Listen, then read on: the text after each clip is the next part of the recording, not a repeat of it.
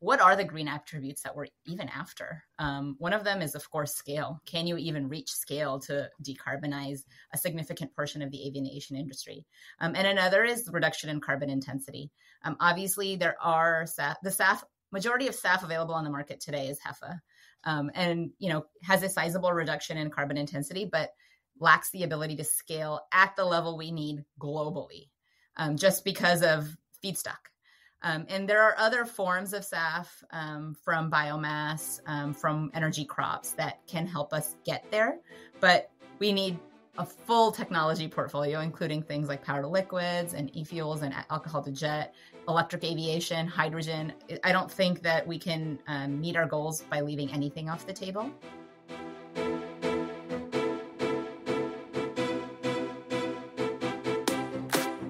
Welcome to Sustainability in the Air, the world's first podcast dedicated to sustainable aviation.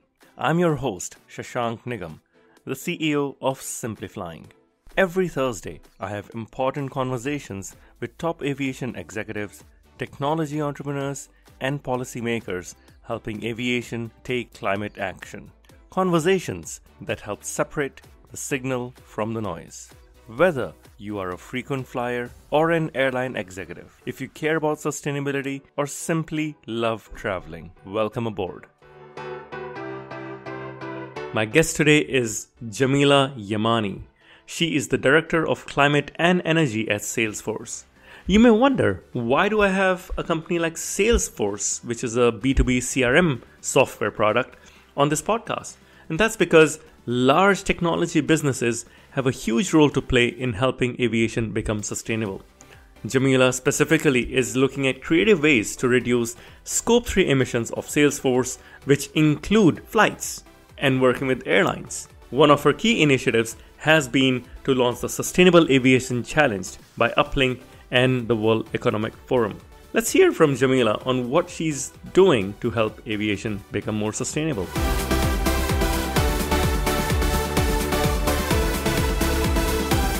Jamila, it's great to be speaking. You are one of the rare non-airline, non-airport executives we have on this podcast. Tell us about your role at Salesforce and why in the world is Salesforce, a CRM platform, interested in sustainable aviation? Well, it is an honor to be here. Thank you so much for having me and inviting me today. So at Salesforce, my role kind of spans two major buckets: climate innovation and energy transition. And so that covers a number of different sectors. One of the places we've started with our footprint is in aviation because we have an emissions footprint in aviation. We are also members of the First Movers Coalition on both CDR as well as aviation, which is how our foray into this space really began. Again, let me zoom out then. If you have such a large portfolio on sustainability, why is sustainability important to Salesforce? It's a good question, and we get it a lot. I think the initial perspective, especially from ESG, has always been a risk mitigation perspective. How do you mitigate the risks associated with climate and climate change? But it's not only meant to be a risk mitigation. It's not only meant to reduce the bad that we do. It's also about what good can we do? How can we use our platform to not only improve our own footprint, but accelerate the energy transition globally to reach global net zero faster. And it's an opportunity, not just for our business, for businesses across the world in sustainability. Okay, so a bit of context here. I think very few people know I have a technology background, and my first internship offer from university was from Salesforce.com. At that time, it was still Salesforce.com. Mark Benioff was in town, and why I was so impressed to go for the interview rounds was his vision of beyond just software. Well, he was talking about no software, and that was the big marketing slogan at that time. And since then, Mark Benioff has led from the front around holistic development of the company, around CSR efforts and community-led development. But Salesforce is new, as far as I'm concerned, into sustainability or environmental sustainability. Why are you so well suited to lead this space for the company? I think perhaps I would say we're not new in this space. We've had a footprint in CSR and environmental sustainability for a while. Our footprint continues to grow. And so me personally, I also have a technical background. I have a doctorate in chemical and environmental engineering, spent time in private equity and venture capital thereafter, and then moved over to Salesforce. So I've seen what the life cycle of technology looks like from very early stage to initial investment to middle market. And at Salesforce, it provides me an opportunity to see how we can leverage the superpowers that we have, the levers that we have to participate in that innovation lifecycle. And I mentioned climate innovation as a perspective that I bring. It can apply to things like energy transition or nature or a number of other sustainability challenges. And in this case, sustainable aviation is the topic of discussion today. But it's an opportunity for us to see how Salesforce can use its levers to advance technology across the board, from very early stage to middle market to commercialization. It just depends on what levers we're using and what the goals we're after. Okay. You mentioned corporate travel as a large part of emissions, or, unabatable emissions. How do you tackle that? And what is required to manage corporate business travel emissions from a Salesforce perspective? So, this program really kicked off for us when we released our climate action plan a few years ago. And we started to understand where all of our emissions come from, especially in aviation. So the things that we learned that we're going to need to do in order to mitigate these emissions is, one, educate ourselves, educate our employees, educate our executives on where are our emissions coming from, how can we manage them, what are things that we can do to help bring that number down before the industry has, moved ahead. So that's, I would say, number one. It's just education and empowerment of our employees. Of course, we have a digital first approach. Salesforce platform also has Slack, a digital headquarters. And so, that has been a big part of our strategy, as well as mode switching. We know that travel will continue to be an important part of not just our business, but global businesses everywhere. And we opt for lower emissions travel where possible, whether that's things like rail in some regions. So those have been some of the ways that we've started. Of course, data is a big part of our approach. You can't do any of this unless you understand where emissions come from, and not just, you have X amount of emissions per year, but what regions, what routes, what airlines are you flying? All these pieces are really helpful information for us to understand where do we begin our mitigation efforts. So let's make this a bit more concrete or granular. Let's say you have to come meet me in London for a business meeting. What is the data Salesforce is capturing from your travels, and how is this data then used or aggregated to make better decisions? So originally, and those of your listeners that are on the sustainability team will know, most of our emissions calculations come from DEFRA factors. So broadly, factors that are used to calculate emissions, not specific to any route or airline or seat. But as our emissions inventory becomes more advanced, we're starting to get more granular and get more specific, get more accurate. And what that looks like is talking directly with our suppliers, with our airline partners, on what do our emissions look like? What was the emissions of that seat that I flew on to come meet you from Houston to London on this particular aircraft on this particular day? That type of granularity is so necessary for us to be able to make better decisions. And the industry is starting to get there. We can get specific emissions reports from our airline partners for the travel that we have had on that specific airline. Of course, that capability is, every airline does not have that capability yet. I'm sure that will continue to get better and better, but some airlines that are leading the pack can do that. And that helps us understand which routes are particularly emissions intensive. We know that, the long range routes are particularly emissions intensive. And for Salesforce, things that we look at in order to prioritize is, where can we meet our customers? That's a big part of what we do. Where do we see the hubs where we have lots of employees? We can tap into our local resources. Where can we get the biggest bang for our buck, if you will? Another thing that we look at is which routes can be mode switched. Obviously, there is no other way for me to get from Houston to London, but in Europe, there are a lot of rail alternatives that can help reduce our overall emissions footprint. So it seems like intermodality is something you are looking at.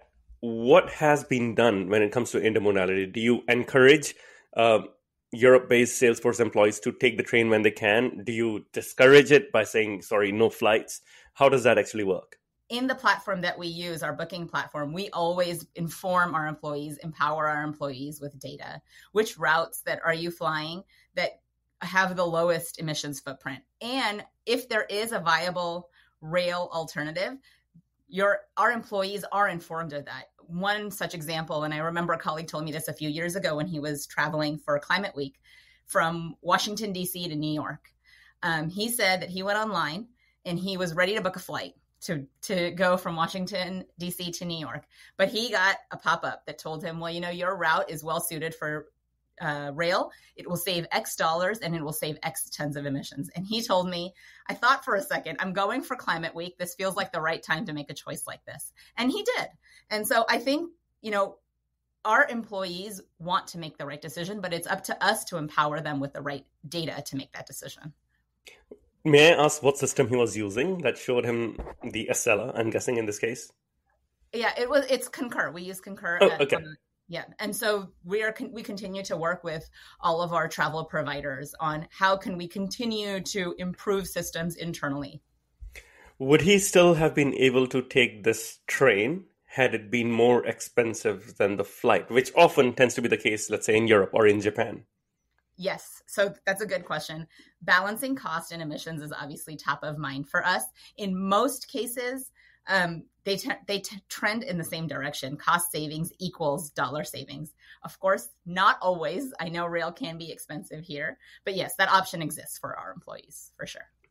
Okay, so you are saying that Salesforce would encourage employees to spend more in order to reduce Scope 3 emissions. Is that right? There is a cap, obviously, on what Right. that additional cost could be. But I guess what I would like to communicate is it's not only dollars. Dollars and emissions are both considerations. And of course, our employees' time and convenience. They're all considerations that have to go into making the right decision for our particular employee in that particular situation. This is very encouraging, by the way, that there's such flexibility and leeway and it's not just black and white here. I have to ask at this point, why are Scope 3 emissions so important to Salesforce? Because a lot of companies are very happy just talking about Scope 1 and, I'm net zero in 2030. I'm net zero today. I'm using green coding. I've heard that term as well. And, we are net zero today.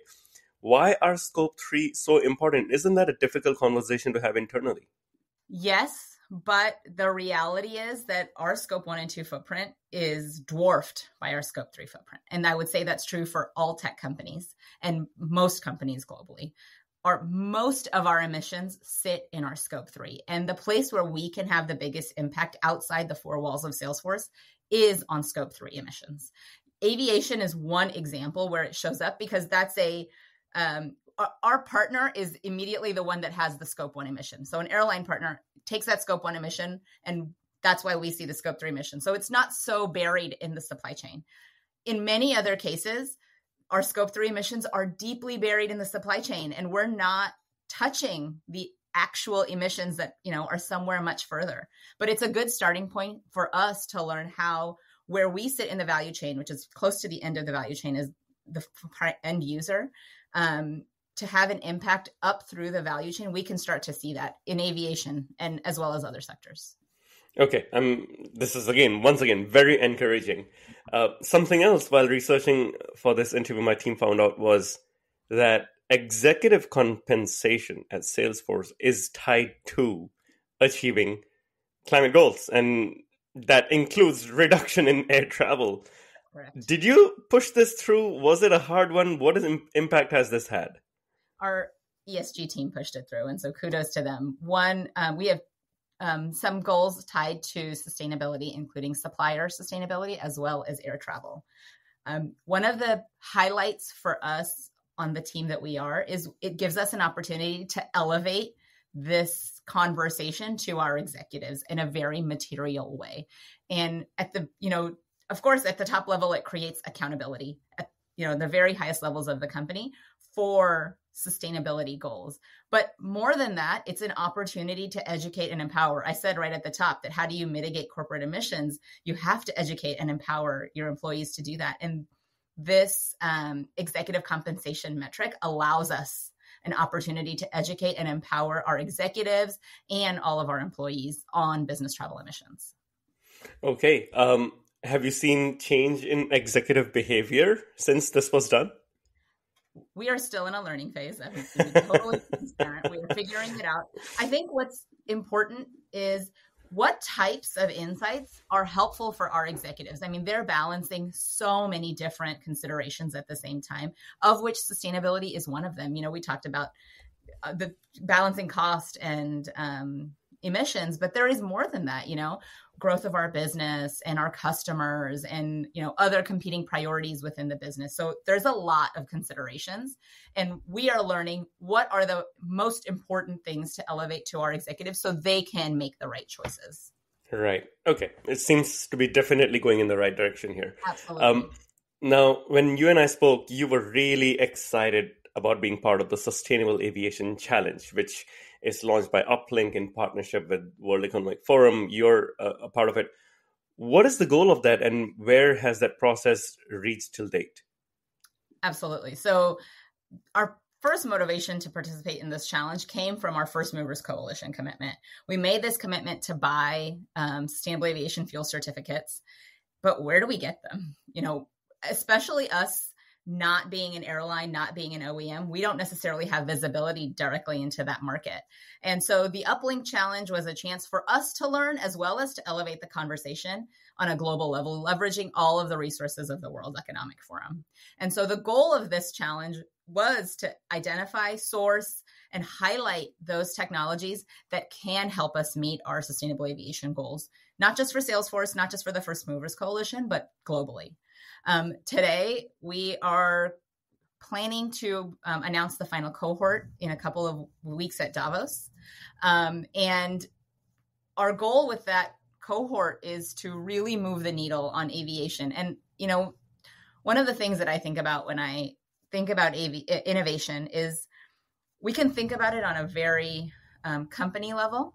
We can think about it from a financing perspective. But one of the perspectives that I have is decarbonizing aviation in the United States or in Europe is somewhat a foregone conclusion. Let's assume that we're going to do it. Let's assume that we're on the right track. We have all the right players. We have folks like you working hard on this challenge. We're going to make it happen by 2050. How are we going to decarbonize aviation globally? That's not a foregone conclusion that flights leaving Nairobi, that flights leaving Mumbai are all going to be on sustainable aviation fuel or power to liquids or electric planes. That's not a foregone conclusion. And so how can our work make sure that we're driving towards that goal of global decarbonization, making sure we don't leave anybody behind?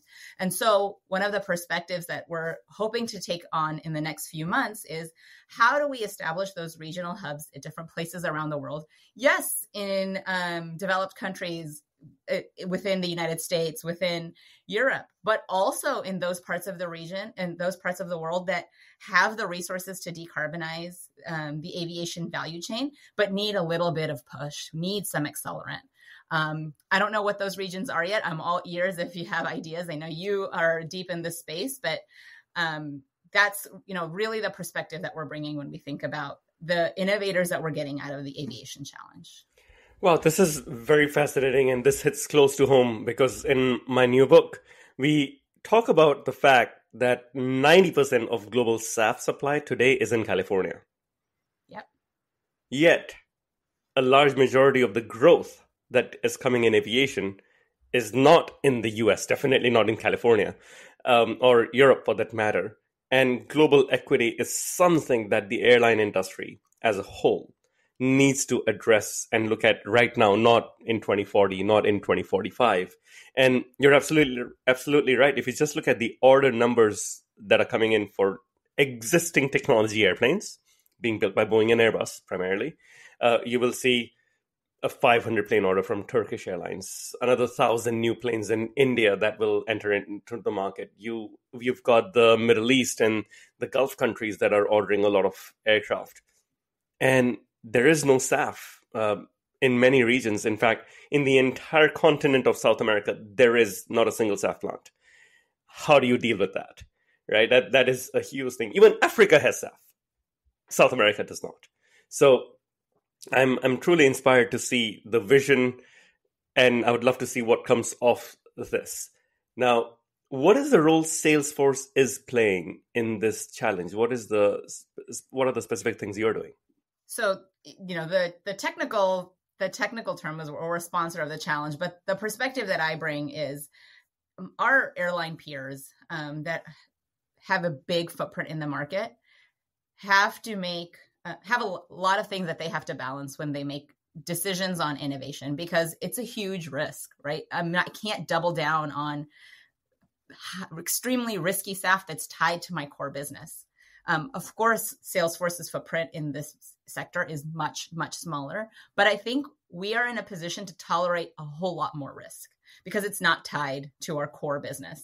And for that reason, when we're talking about early technologies that need a push, that need some dollars, perhaps in the form of SAF certificate offtake or other forms, we are in a position to make that risk. And so I think that it can't work on our own. We can't do it on our own. We need our industry partners to help us identify what are the best opportunities, what are the ones that are most promising for their regions, but also globally. And leverage the position where we are at the end of the value chain, perhaps small dollars, but we have an opportunity to take on that risk, and we're willing. And so we're keen to work with airline partners, OEMs, airports to help push along the industry in a direction that makes sense for everyone.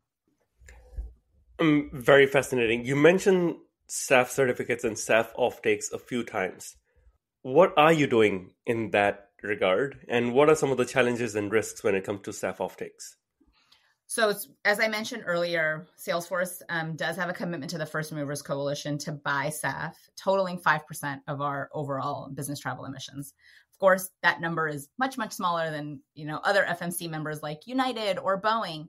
But, that's the role that I think we play is that very high risk, high reward type of role. One of the first ways that we're starting to figure out how we're going to deploy this was this Uplink Sustainable Aviation Challenge, starting to get informed on what's out there, what is the industry, seeing what are some of the most promising technologies. We're also members of SABA, the Sustainable Aviation Buyers Alliance, in order to write some of those long-term offtakes. Total transparency. One of the challenges that we face when we think about long-term offtake agreements is there is not clear guidance on how companies at the end of the value chain, business travel buyers, will account for SAF certificates in their emissions inventory.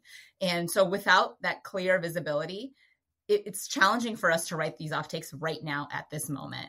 Not to say that we won't or that we aren't, but it's definitely a consideration. I know that in other markets, especially for compensation-based market mechanisms, there are restrictions on what needs to be true about that particular market mechanism in order for it to apply on your emissions inventory. Are we going to see something similar in SAF? Probably. What is it going to be? I don't know yet. So we are continuing to stay tapped into that market. We want to stay close to the aviation industry so that we can continue to learn what is the best role for us to play. And the initial way that we're doing that is through the Sustainable Aviation Challenge. Okay. I love the overarching view, and I agree these are challenges because it's early days, right? The field is constantly evolving. I was encouraged to see a recent announcement, though. This was when Infinium, which is an e-fuels producer, SAF producer, received $75 million in equity.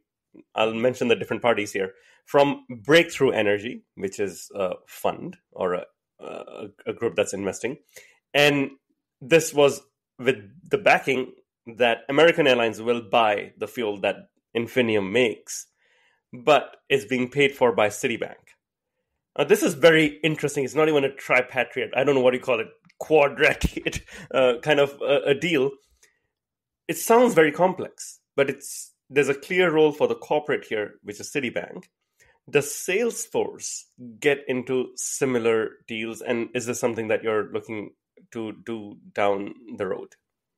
100%. We have made some initial purchases with United Airlines and JetBlue a couple of years ago. Those were our first SAF purchases. So we started to understand, how do you write these contracts? How do you account for things like this?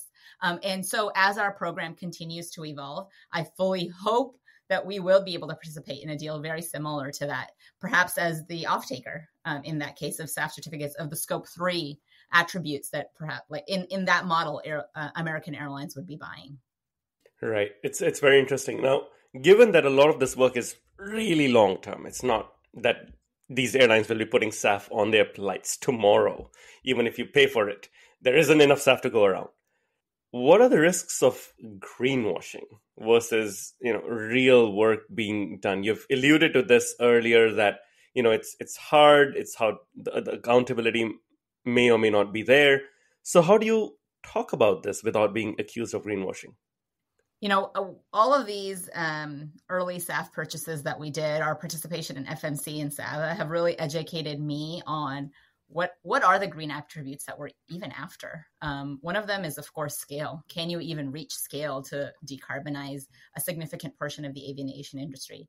And another is reduction in carbon intensity.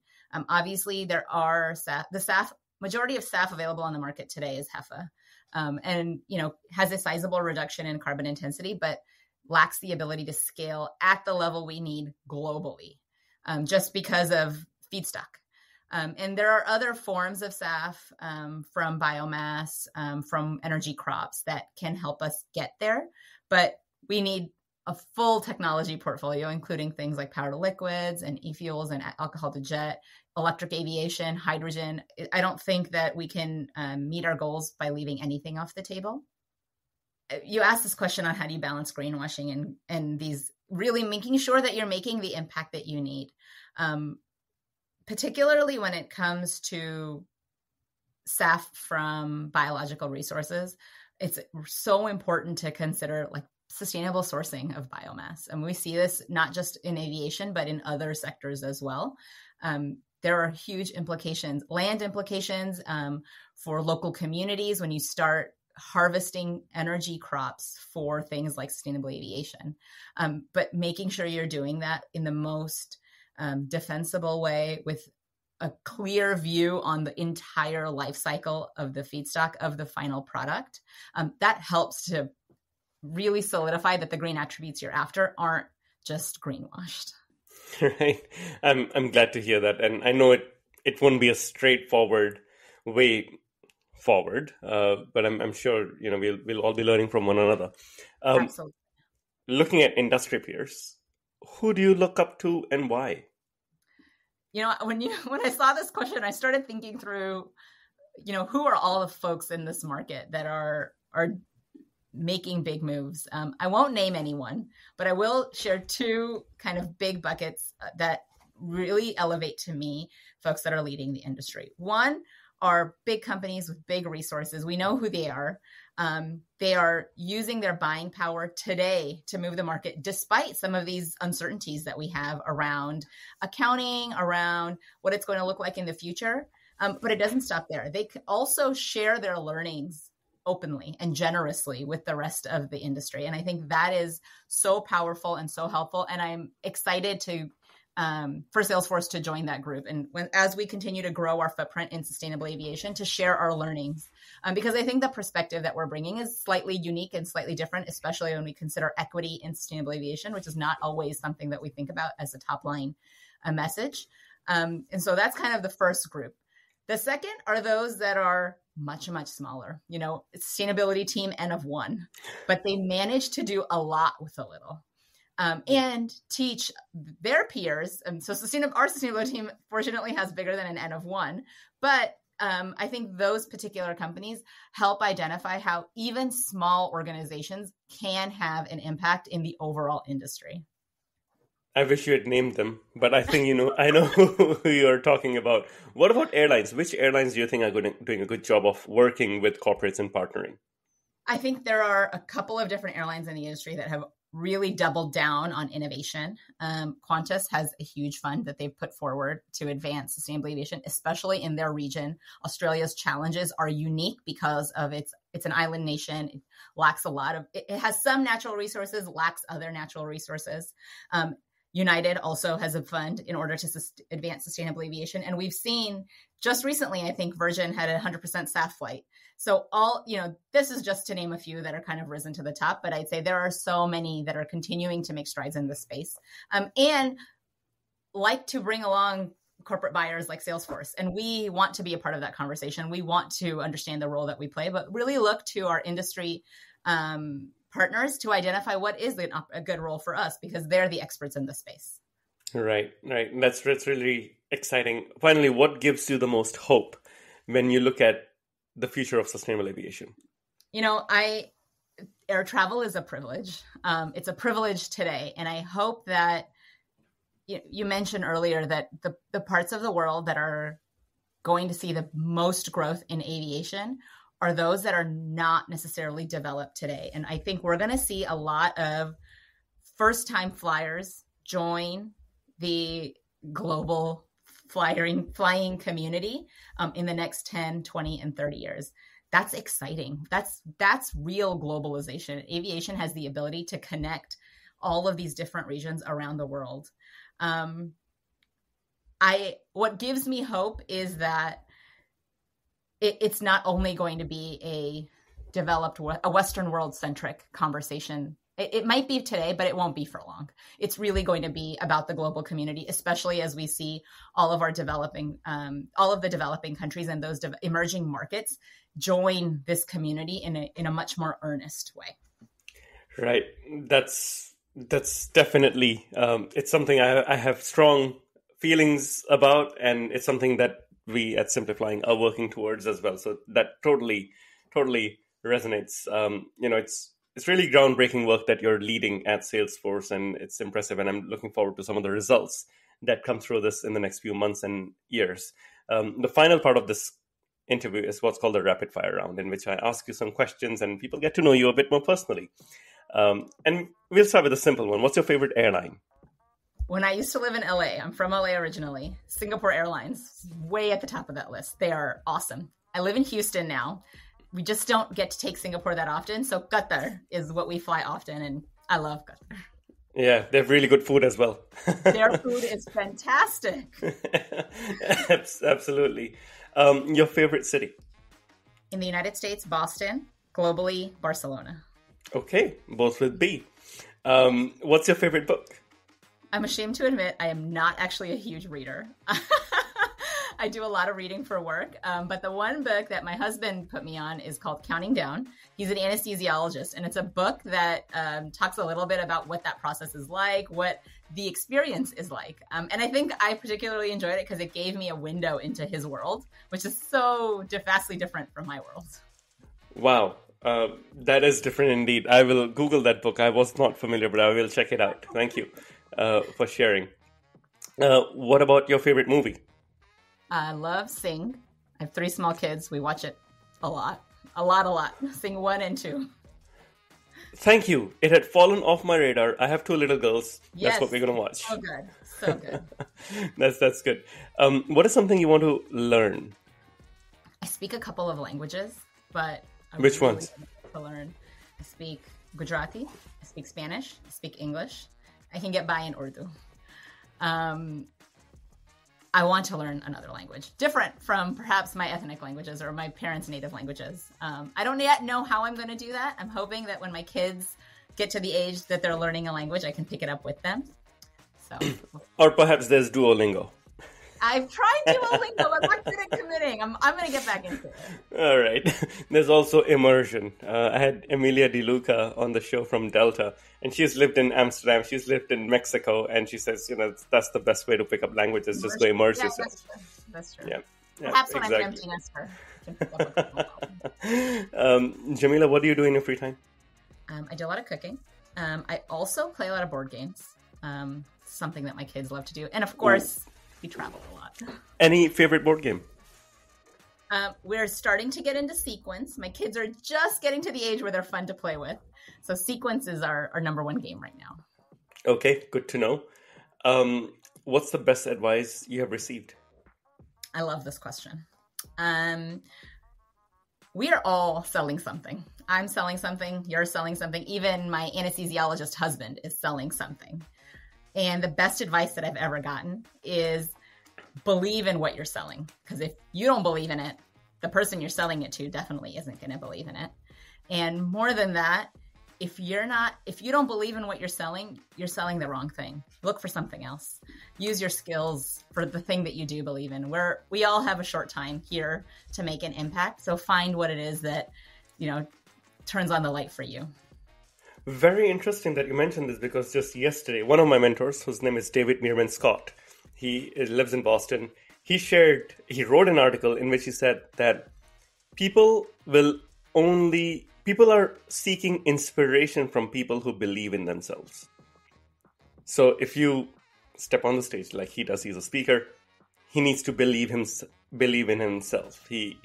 That's all that's needed. People are looking for others who believe in themselves. And this totally hits home. If you were on a long-haul flight, 18 hours, LA to Singapore, who would you choose as your seatmate? Oh. Living or dead? I'm never good at these. My world is so small. I'd probably pick Jane Goodall. She's been so attached to a lot of the work that we do, and I've heard her speak. She has a close relationship with Salesforce, but I've never had the chance to sit down and talk to her. So I would love to learn about her, the evolution of her career, what she's seen, and what she sees as the challenges that we'll face in the next 50 years. Wow. Okay. May that come true. If not, I'll take my husband, because we don't actually get a lot of time. If not, he can sit next to me for 18 hours. There you go. Final question. If we are speaking 1 year from now and we are popping champagne or celebrating, what are we celebrating? Oh, that's a great question. On aviation specifically, I would love to see the first commercial electric plane. I think it's not far away. I think I don't need to electrify LA to London, but there are a lot of regional flights that we can successfully do, and it's not far away. We know how to electrify planes. We're getting closer. And so maybe a year is too short of a timeline, but I think we're getting closer each day, and the innovation on batteries is happening so fast because there are implications for utility scale renewables. There's implications for passenger transport. And so can we cascade those to be much faster and see that? Maybe. I don't know. Maybe a year is short. Maybe in 5 years, but still. No, I think about a year for the first commercial electric flight. I know SAS Scandinavian has committed to doing it in 2028 with Hard Aerospace, but I think we'll see it even before that. So I think it's coming sooner than later. Jamila, this has been really inspiring. Thank you for all the fantastic work you're doing at Salesforce, your work with First Movers Coalition. I'm really looking forward to some of the big results and goals that you achieve in the next few months and years. Thank you. You and me both. Thank you so much for having me. I appreciate it. Thank you for listening to this episode of Sustainability in the Air. Aviation is one of the hardest to decarbonize industries, yet there are multiple paths to get to net zero. Awareness is key to a green future. So please give us your support to help our sustainable aviation insights reach a wider audience. You can do this by sharing this episode on your network, on LinkedIn, Twitter, or even WhatsApp. Or perhaps you might consider leaving a review on Apple Podcasts, Spotify, or wherever you listen to this episode. You can start a conversation with us by writing to us at podcast@simplifying, that's simply with an i.com. And for more content on sustainable aviation, please visit our website green.simplifying.com and join the movement. Sustainability in the Air is an original podcast by Simplifying. The show is produced by Juraj Toth in Slovakia. Dirk Singer is our Director of Sustainability, who leads research for each interviewee out of Greenwich, UK. Shubhadeep Pal is our supervising editor based out of Mumbai and Singapore. The articles are written by Ayushi Badola in Dehradun in India and Meera Hull in Montreal, Quebec. Creative design is led by Lihia Esteve in Montreal. Baiba Drimen is the project director for the show based out of Valencia, Spain. Special thanks to Wendy Sim in Singapore. And I'm Shashank Nigam, the CEO of Simplifying and your host. Please feel free to connect with me on LinkedIn.